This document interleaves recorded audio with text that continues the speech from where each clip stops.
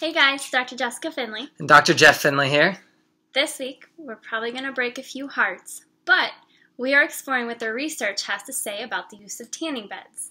Some may recall that back in the 1970s, they became very popular.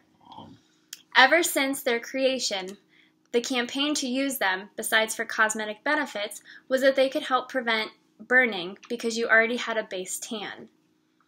As well as it also helps you with vitamin D exposure during the winter months.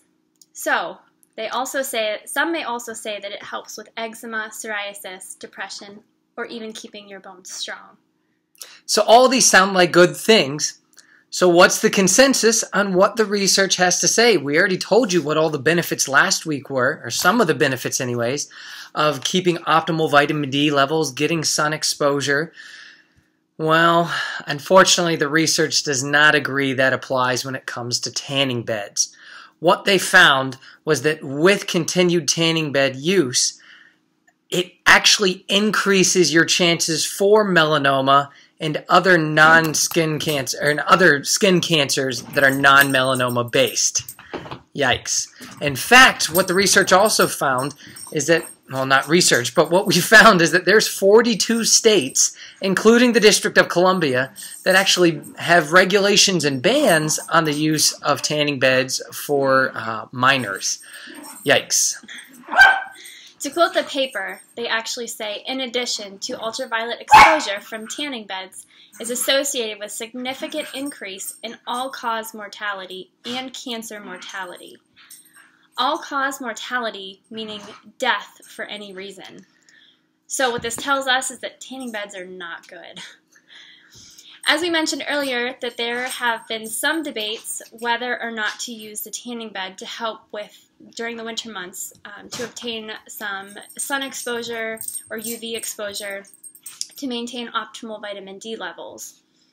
Other than the benefits and other benefits for light exposure. I think this answers the question pretty clearly that tanning beds are not protective. Not good.